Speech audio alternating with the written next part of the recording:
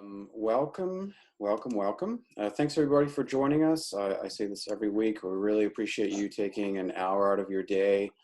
We hope this is fun for you guys, and it's an opportunity for us to connect with you and for you to connect with us, and for everyone just to connect with each other and know that there are other people out there, and as we go through kind of these extraordinary times. Today is our chat about climate resilience. I'm Will Forrester, and I'll be starting off the discussion, but very quickly handing it off to our speaker. Also on the call is, if you have any questions, is David Albert, our board chairman, and I believe Eric, our programs manager in Africa, is on the call, and I think I just saw a picture of Kurt there somewhere, our executive director. So almost the whole team's here, and actually I think Wayne's here as well. So if you have any questions about friendly water for the world, there are lots of folks here who can answer them. As always, I want to start with our mission, which is to expand global access to low-cost clean water technologies and information about health and sanitation through knowledge sharing, training, applied research, community building, peacemaking, and efforts at sustainability. I have not memorized that yet. And our vision is of healthy, self-sustaining, empowered, peaceful communities, both here and abroad, sharing our knowledge with each other, with life and hope restored through clean water. So let me go ahead and stop the share here. So today's going to be, fly around here. Today's going to be a pretty open conversation. I want to encourage everybody during today's conversation, and this is a request from our speaker, to, if you have questions, feel free to speak up during the conversation, during the chat, because John would love to hear from you in real time and really kind of open this up as more of a conversation than a presentation. I had the very good fortune of meeting John not too long ago, and I also got to see him present at a climate reality, I believe, event here in Olympia. It was fantastic. He seemed to be just a reservoir of knowledge and information about the climate and climate resilience and international finance regarding developing countries. And so with that, let me introduce John. He is the president of Energy Efficiency Finance Corporation. They are based here in Olympia. I think he'd probably do a much better service of describing what they do than I can.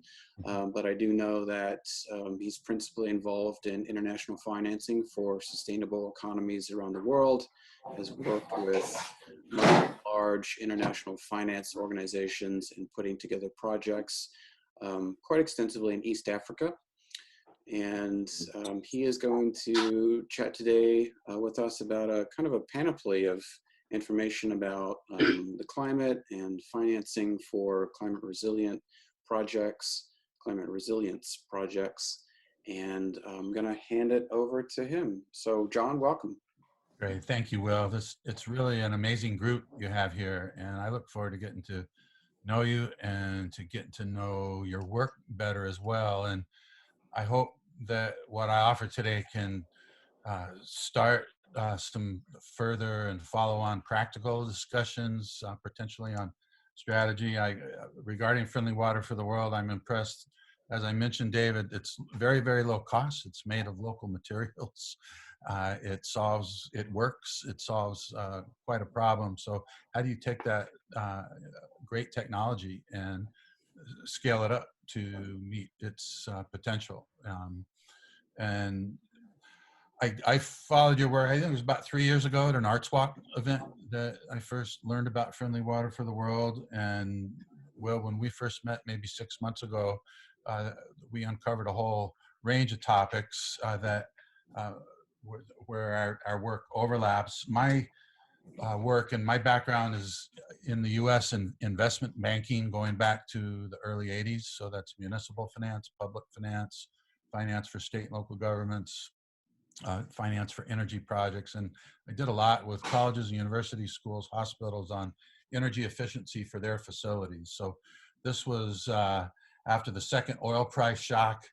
Energy prices were up it was topical to promote energy efficiency. Projects can pay for themselves out of savings.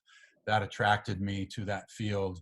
I had done a lot of energy economics study in college. I had the wonderful experience of working with the group that put on Buckminster Fuller's World Game workshops at University of Pennsylvania, summer '79, summer '78.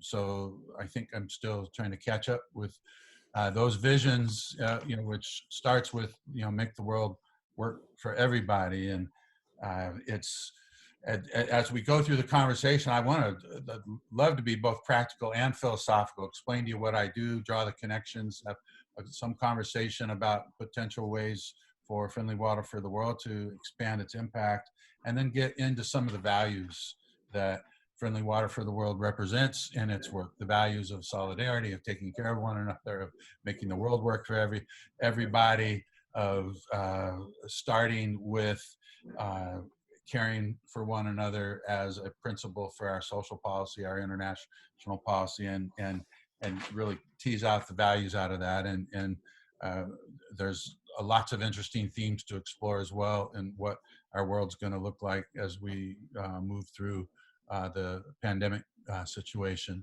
I had 2 overseas work trips canceled as a result, one to Tanzania in early March for a program I'm working there on.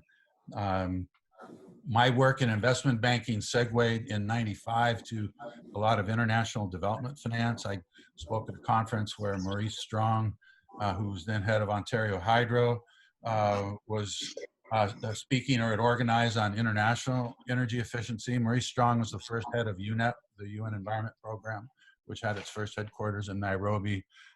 Very influential in the 1992 UNCED conference, the UN Conference on Environment and Development, where the World Social Forum first got together, and where some of the Agenda 21 and a lot of the international NGO effort was coalescing to articulate operationally what sustainability looks like.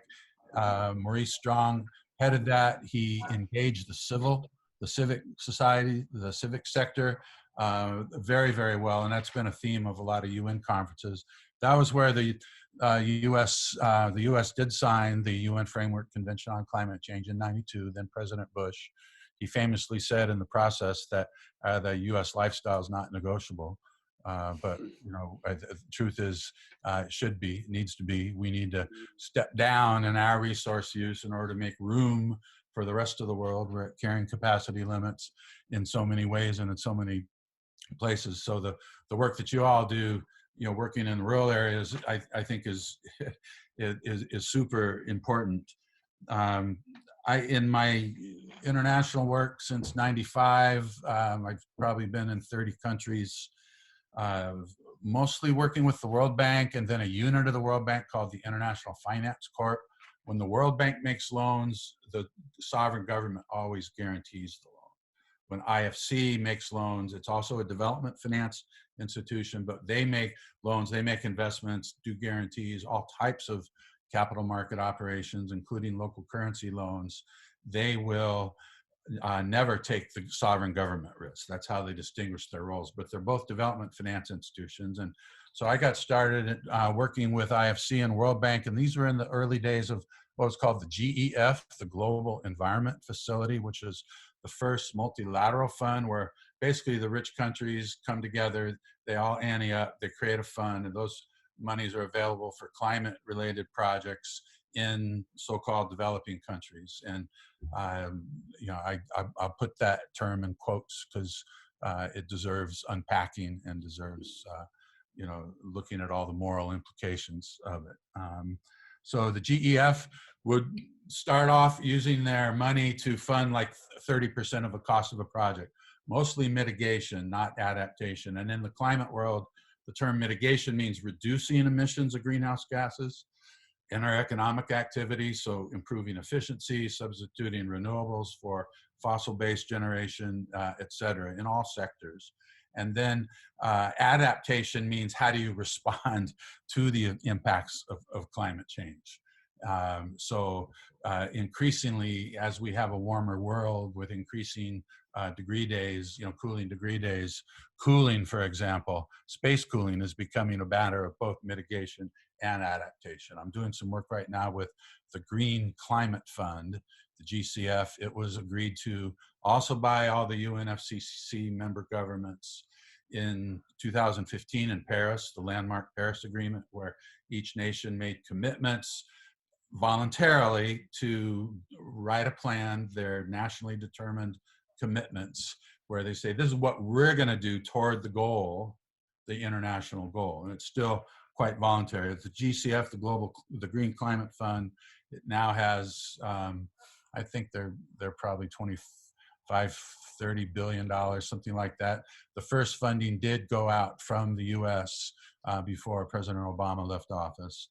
So they have those funds. They fund both mitigation and adaptation projects. So I'm doing a report for them right now, for example, on their strategy for financing energy efficiency, with a particular emphasis on cooling. So a lot of the thesis of that work of the development finance institutions who seek to accelerate investment in clean energy is to, and I'm going to use some jargon here, mobilize and leverage commercial finance. So the GEF, the climate investment funds, now the Green Climate Fund, these are a series of multilateral funds. And there's monies also through bilateral organizations like USAID or KfW is the German International Development Institution. They want to use their money strategically, working with commercial finance, impact investors, social investors, microfinance institutions to support them to scale up their financing. So the Hey, world, John, yeah, please. so how do these funds find the work? That's a really good question. The GEF has its whole vocabulary, and they set up fund managers country by country, or ask existing financial institutions to apply to become accredited entities. So I hear your question, Will, in part is how do we connect with these people? Well, how not do even we that. find some of the money, or even how do we get our information in? And there's, Tanzania, for example, and I'll key off Tanzania because I know Godfrey's here and you all have worked a lot in Tanzania. There's an amazing group of, they call them international development partners, and they could be from Sweden or Canada or France or Germany, or representing international institutions like World Bank or the United Nations, or Japan has JICA. There's all these different international aid organizations, and everybody's concerned about climate, and climate's a global problem, right? You reduce emissions in Tanzania by substituting a small hydro for a captive diesel generator, then you're reducing emissions for everybody. So climate emissions reduction is a public good in economics terms, very well established economics term. It's a public good, it's commons. It's the commons we share, the global atmosphere. And so those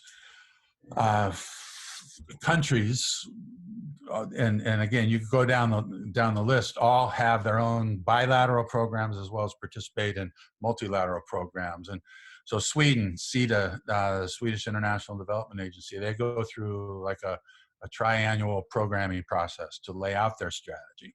And they have justice in mind, they have family planning and population in mind, and rural energy is a big one. So let's come back to that question too, Sure. because it's a networking question. And one of my thoughts is, how do we put what Friendly Water for the World does and have, and your knowledge and your capability and your technology, how do we put that in the hands of more people who can make good use of it? And what existing networks are out there? David, we already spoke of your experience with Selco. So Selco was an early pioneer of solar home systems market, quite a bit in India, and they had sister companies, I believe, in Dominican Republic and a few other places as well. So in Tanzania, and I'll explain the World Bank program I'm working there on now. maybe 35% of the people have grid power, grid connection power. That's if you're counting generously. So if a village has a grid connection, very often all of the inhabitants in the village will be counted as having grid power. So it's a generous number. The actual number is quite a bit lower. 70% of the people, still 65, work in subsistence agriculture in rural areas. So energy access is real important, and the work I've been doing there has been setting up financing facilities for companies that offer solar home systems. There's a number of international firms in there, like Mobisol or Imcopa or Off Grid Electric. Gates Foundation's been involved in supporting some of those firms. There's a lot of domestic firms as well. So the distributed renewables, including the small hydro, and Tanzania is blessed with a lot of small hydro resources. And most of the hydro I've worked on has been run of the river, so you don't have a reservoir or a dam. You just have a penstock, and you divert water from the river. So environmentally, it's not creating problems that downstream in terms of flow. So those programs are designed to bring energy to the rural population in a stable way. It also benefits the TANESCO system, the Tanzania National Electric Grid. So a lot of those rural communities, and I've had the privilege of working in rural areas in Philippines and Vietnam and India and Mali, Tanzania. It's always a privilege to get out traveling in the rural economy and see how people live and see what benefits the power can bring to them, including for enterprise and productive use. So we have a whole financing window for financing productive use equipment that uses the renewable energy. So these would be like solar integrated pumps or power systems designed specifically for 12-volt carpentry tools and wood shop working, or retail refrigerators, ice manufacture. I'll never forget one trip. I was in Palawan, which is an island in the southeast of the Philippines. If you look west from there, you're looking toward Vietnam, South China Sea, and traveling there and coming up behind a bus, and it had a big block of ice attached to it in the hot, humid weather. It was wrapped in canvas. It was melting like crazy. And this bus was going to where we were going, and we met with the community people. And for the fishers to get ice to bring their product to market, they had to drive the bus 40 miles away and get ice and bring it back in an unrefrigerated fashion. That's just what they had to do. So part of what we worked on were ice plants, small scale ice plants that could be powered with solar and could help those folks bring to market. And ice is real nice because it's its own form of energy storage. You make it when the sun shines, you have a proper insulated place to put it, and it works really well. So there's this whole field of energy access. It works on lighting. I've been involved in programs by IFC and the World Bank on just lighting, solar portable lighting. So bringing lights to people where they don't have them, and also mobile phone appliances works really well. A lot of the business models I've worked on for rural energy access use what's called pay-as-you-go systems. So Tanzania, the market penetration rate for mobile phones in Tanzania is something like 85%. It might even be higher. Everybody has a mobile phone. And then there's different systems like M-Pesa set up for mobile money transactions. So now people who weren't banked now can have access to banking and financial and payments resources. And the solar home systems will have remote SIM cards in it, so the company who sells it can monitor them. That the user prepays on a prepay card.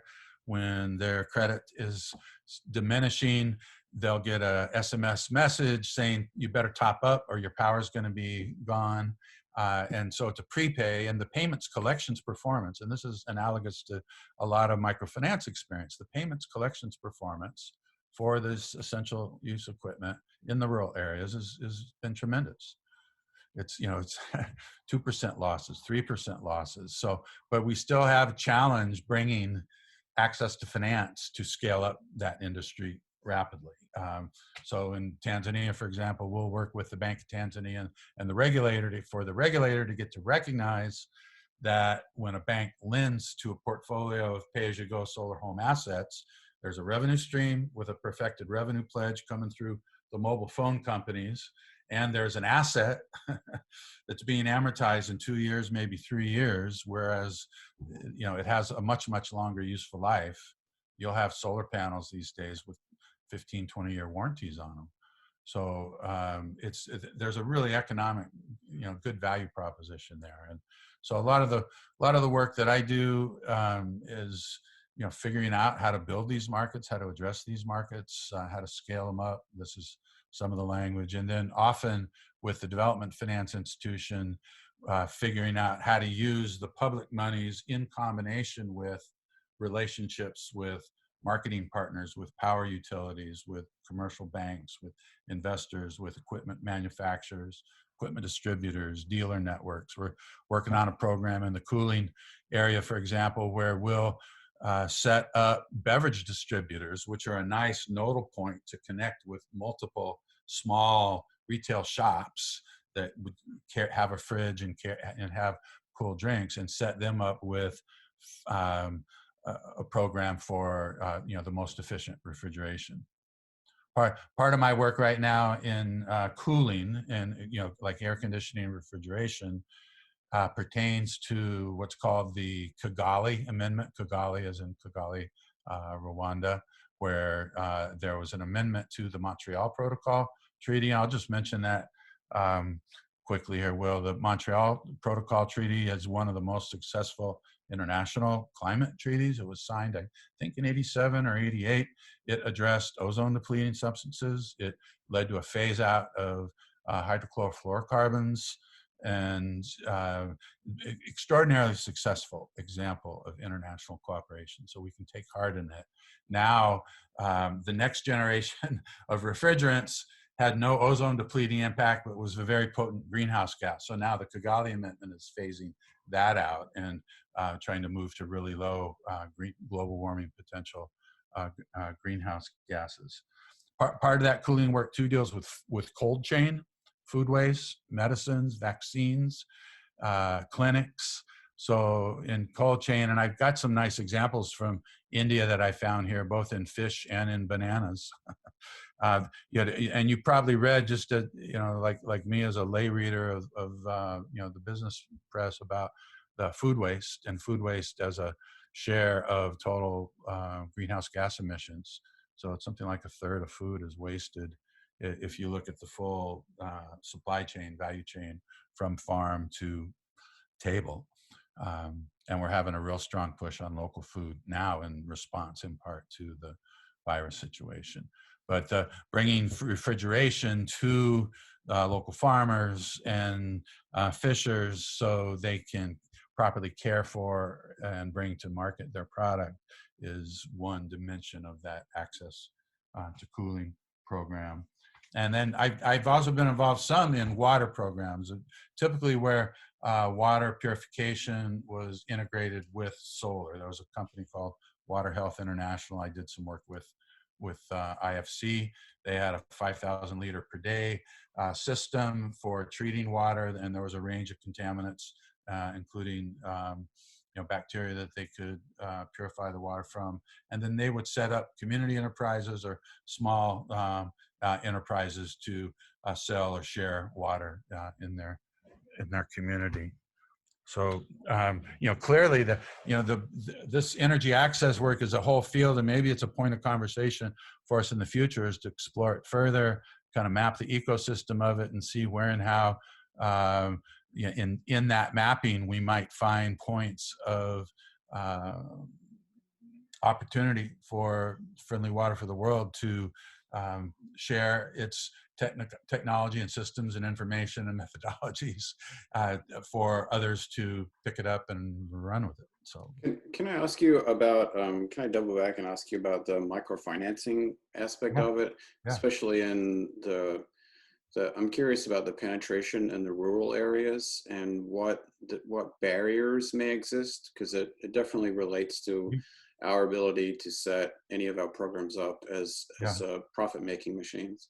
Well, it's really a country by country analysis. Tanzania right now is going through a whole new round of bank regulation on microfinance institutions. And in fact, it's put a brake on the pay-as-you-go market for the solar home systems companies presently, because there's regulatory questions about whether solar home companies will be able or will be regulated as a MFI, as a microfinance institution.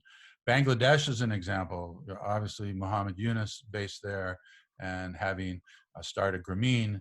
And I worked in Bangladesh with the National Development Bank called IDCOL, the Infrastructure Development Company Limited of Bangladesh. And they provide wholesale funding to an amazing network of microfinance institutions. And a lot of these microfinance institutions are nonprofits that have been doing rural development for years, like BRAC. And then they add the microfinance component to them. And, it's often very short-term loans. They often use a peer lending model where the loan will be made to a group, and the group, in effect, cross guarantees the obligations of each of their individuals. So they're engaging the social capital, the trust of the community as an asset to help back the financial obligation. But yeah, microfinances are wonderful networks. And, the thought about, mapping this rural development field to assess opportunities for friendly water for the world might be to say, where are those existing networks that we could tap into? So Grameen, for example, started as a microfinance institution, but they then adopted the solar home systems products and started Grameen Shakti, and they're able to distribute, sell and market through that same network. So, we could go country by country and see where the microfinance network opportunities are, and the solar home system companies would be another work, and just kind of mapping the the energy access field in different countries. I mean, these are topics that have been around now for quite many years. So. In rural Congo, we have been working with a group that has set up, I think it's 16 savings and loan associations. Yeah. And they have been selling biosand filters through the savings and loan associations. Yeah. Sometimes they're called SACOs, Savings and Cooperative Credit Organization. Those are community-based organizations. So that's absolutely another existing rural development network that could be a natural to promote your systems. One of the places where we fall down with that is that, for example, in Congo, you'd never put your money in a bank. It's just not safe. The banks disappear within 6 months and they take your money with it. People know that. So they have various versions of putting it under the mattress, or figuring out a savings and loan association that works independent of the banking system. And there are other places we work which are so rural or so disconnected from things around it. There are no banking institutions, and often there are very few in the way of NGOs anywhere nearby.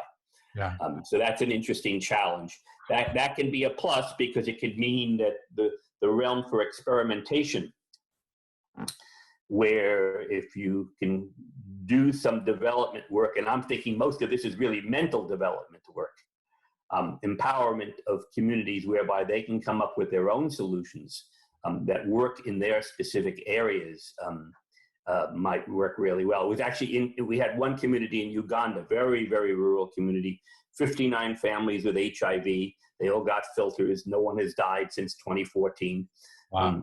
But they wanted to build their business further. And what was the problem? No, it wasn't finance. No, it wasn't materials. They needed a motorcycle to get filters to the customers. That was it. It's something that you'd hardly even think of, but a $1,500 motorcycle was what they really needed to make their business go. Well, I love the idea of some follow-up discussion on kind of mapping out these international development, especially rural development networks of different kinds, and seeing what opportunities might exist for friendly water for the world. Buffy, did you have a question? It's a quick question. I'm just curious, how micro is a micro? Do micro loans go? You know, they're very often used for working capital, so they could be $50, and they could go to you know, a lady who is a basket weaver and sells her basket at the roadside, and so you know it's like her inventory finance, and they're often very short term.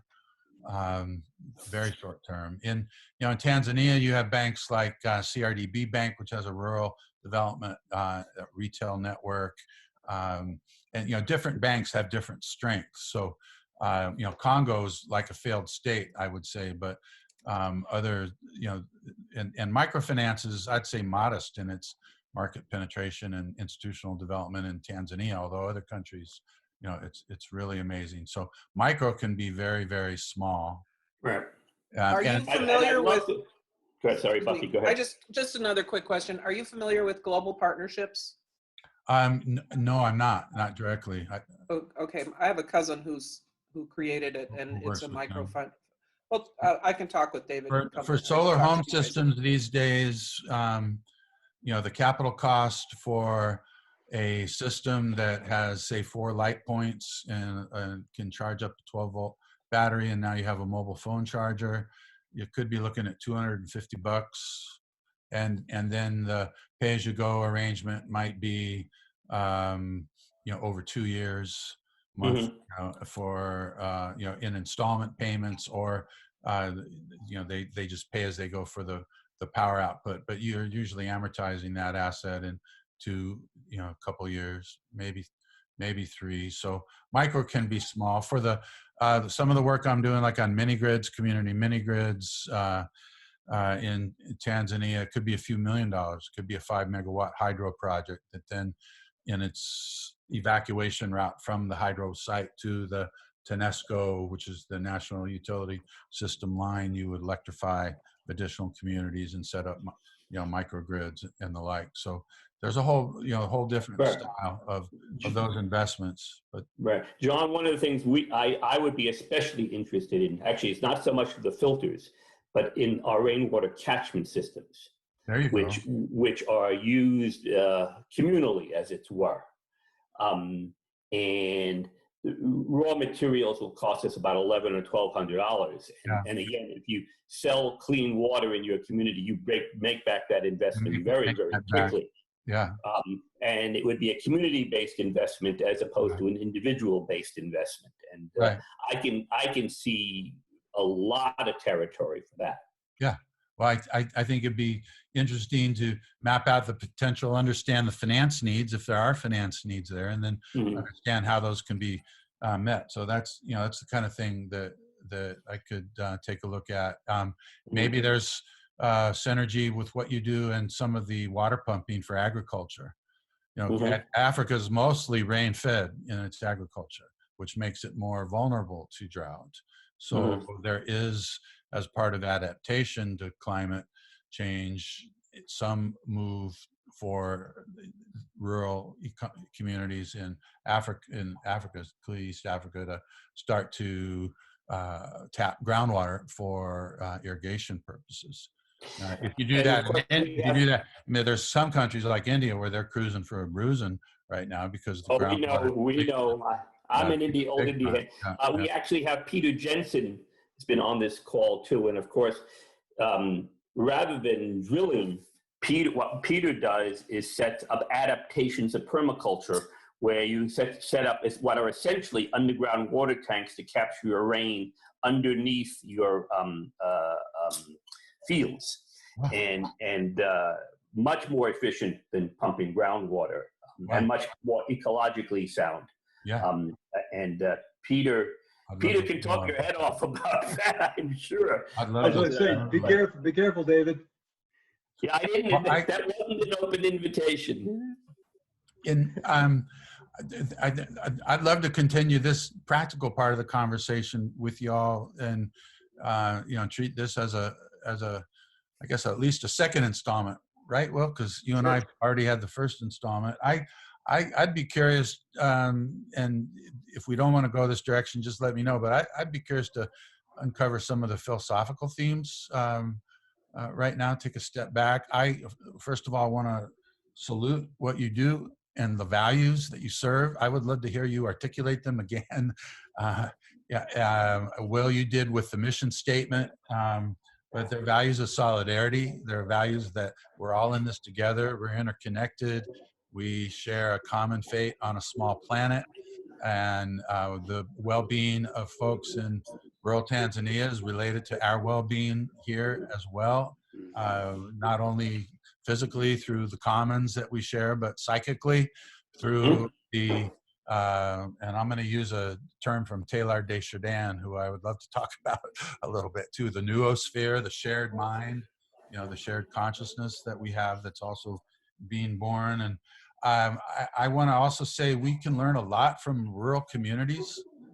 I've always enjoyed going into rural communities where the social economy is intact and people are working together and they're still producing for use as opposed to exchange. And there's a form of social capital or trust there that's an asset. And I think we have a lot to learn from how those rural communities work, because what they do and their sharing and their face-to-face experience in smaller rural communities is points in the direction and part of where we need to go in our economics to reduce our footprint ecologically, and also produce more locally and share more. So I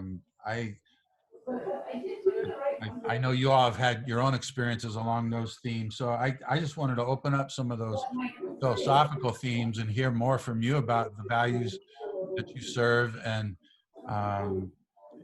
what I feel like the more we declare those, especially now, the quicker and stronger we'll be going forward. And I'm amazed in living in Olympia, and I know a number of the folks are here from Olympia. There's so many people working to make it a better place. It's just amazing to me that there's this little NGO doing international development work in such an important field of water that's based here. But you all have a really broad network here as well. So I had I definitely want to encourage that conversation. I wanted to follow up with you though with one other question about the practical impacts of some of the microfinance. You and I had talked about the potential for, at least we just briefly interacted about the potential for carbon credits as a way to finance potentially some of the technologies. I'm interested how organizations, I know how we individually view the technologies that we have and the impact they can have with people's lives on the ground, but I'm also interested in how that is viewed in a much larger perspective. So at local governments, larger governments, if there are other means or mechanisms for potentially financing some of these technologies based on the benefits, the community benefits of the technologies, whether that's improving health or driving down disease or ensuring kids stay in school. Those are all community benefits that can have currency tied to them. And so I'm just wondering what things like that, if any, that you've heard kind of in your circles. Well, I can start first on the carbon finance. There are indoor air quality problems. There's a lot of use of kerosene for lighting. I forget the exact number, but it's a big number. I think it worked out to like 9% of all the fossil fuel consumption in Africa was related to kerosene use in rural areas. It's a quantifiable number. I could come back to you on that. So there's clearly global emissions reductions benefit from substituting solar lights for kerosene lights. There's clearly a health benefit too, which justifies the support. There's also clean cook stoves that have been real commonly promoted. There's an outfit in Seattle, and there may be a conversation here if you think there's a documented carbon value to some of the work that you do, the technologies you deploy. There's a group in Seattle called Micro Energy Credits, micro-energy credits. You could readily find them on the web. And they work with MFIs, they work with companies that have programs to help them monetize the carbon values from clean stove and solar home systems initiatives. I know they've worked in India. Well, one of the greatest needs we know of, because we're hoping to work there, is in Guatemala, in the Mayan highlands, where as many as 10,000 children die every year from emissions from their three-stone fires, indoor cooking, and kids develop lower respiratory infections. And so we're looking at, and there's no chance that electricity is any time coming soon. Solar might, but it hasn't. We're looking at rocket stoves, very inexpensive, that can be produced in the community itself. I'd love to follow up that conversation. A gentleman who's just recently retired, but who I worked with at the World Bank, he's worked on cook stoves for quite a few years. He's done quite a bit in southern Sudan recently, in northern Kenya. Mm-hmm. There's also a Seattle or City University professor I know, a good friend of a high school friend of mine, and they have a stove that also integrates a small power generator and enough for some, like a mobile phone charging. So yeah, if you're looking at adding cook stoves to the suite of technology offerings that you bring to a given community, we can explore that, but it makes sense. Yeah, the clean cooking is a factor. It's a factor in deforestation, with reducing, right, which is also a public good.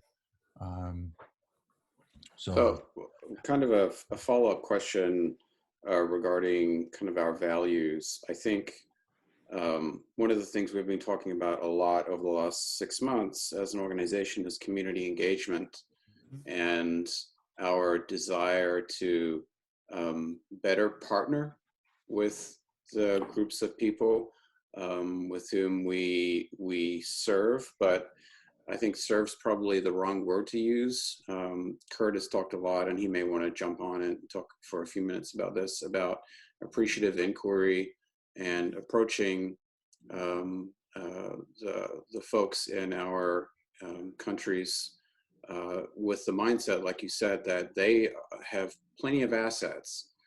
They have plenty of strengths in their communities. Many of them are social in nature. And I think Kurt could talk a lot more about the approach. I'm interested in, and he may want to do that in a second, I'm interested from your perspective in, for some of these technologies that you've been associated with or you're aware about in the past,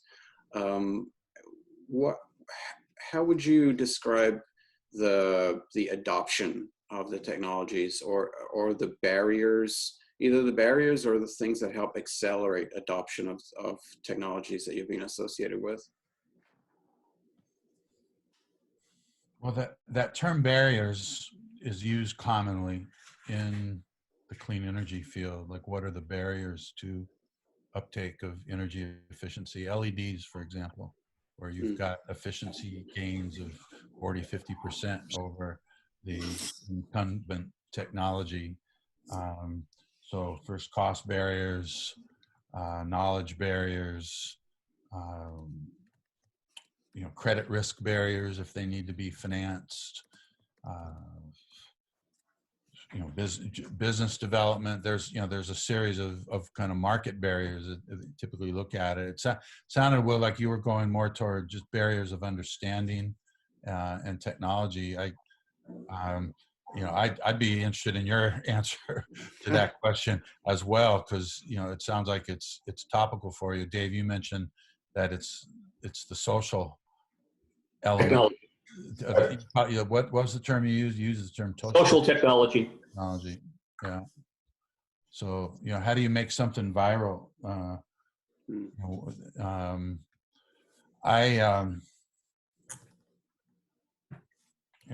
Community engagement. Will, is that community engagement of folks in where your people live here, Olympia and elsewhere? Absolutely. Yeah, it's I think both sides, and it's both an approach and a process. It's both, I think, philosophical and practical.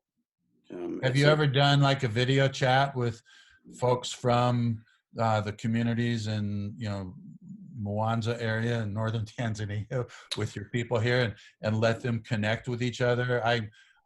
My father was involved in international peace work for quite a few years and sister city kind of relationships. And I think the spirit of solidarity can really be promoted when people here can see the people there and experience them firsthand. And maybe it's a celebration, maybe it's a thank you, maybe it's a training. Yeah, absolutely. It's funny you would say sister cities. That was an idea I had a long time ago to kind of philosophically connect us with the people in the locations where we are. I think that what your suggestion is something that we are going to do. Part of the path to that is having the relationship and building the relationship with that local community. And what does that look like? Historically, that relationship, we have lots of long-term relationships with communities. I think we have an opportunity to have deeper, more meaningful conversations with local communities. And one way that we are approaching that is by implementing a new programming element that we're, spoiler, going to be talking about next week, called the Coach. And the coach is someone who is a member of the community, who goes through a training in that community, and then who is accountable for helping ensure the success of that training by measuring the outcomes, ensuring that the technology is implemented properly, encouraging the local community, and then sharing that information bidirectionally, from the community to us and then from us to the community. So I'm hoping our next step is to get our first coach actually on one of these chats. It may or may not happen next week, we'll see, and have that as kind of the entry into having more of the community connected in real time with us. And I think that's a great idea for future chats, for sure. And Deanna, the first coach, is with your group out in Zambia, is with Friends of Monse. She's really happy. I'm so excited about that. Really, the guy you've chosen is really a great guy. And, to have him on one of these chats would be fantastic. Really. I really hope the technology will work, that we can have him on the chat. Absolutely, and it's a great way. Speaking of barriers, it's a good way to remove barriers. It's funny. So many barriers often occur just in the translation of information, whether it's through languages, whether it's through writing, whether it's through intent. A lot can be lost, especially across distance. And even when technology brings us closer together, there is often things that are still lost in that translation. So having someone in the community who we can build a longer term relationship with, who we can start to share a language with, so we can understand their intent and their meaning, how they're trying to share information about the community and they can understand ours, I think is just going to have an amazing payoff, and bring the groups of people closer together.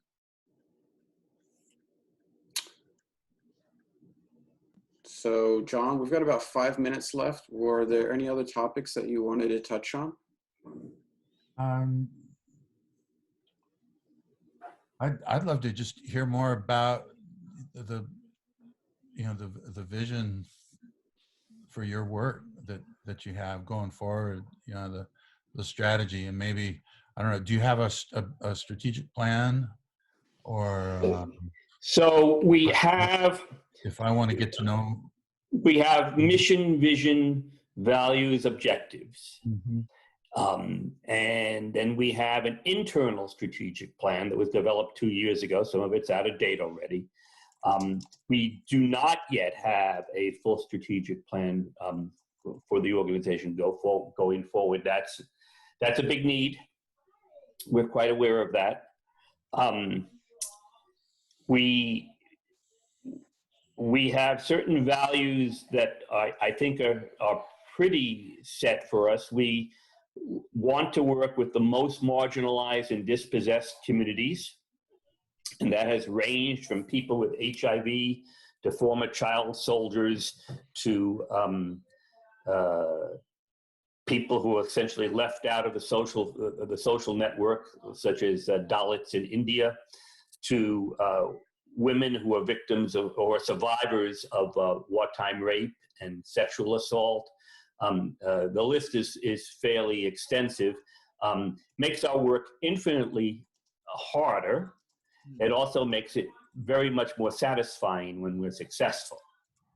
And these are folks that are usually, in our experience, not well connected to the kinds of governmental and institutional arrangements that you spoke about. That's generally speaking. But it doesn't mean they couldn't be.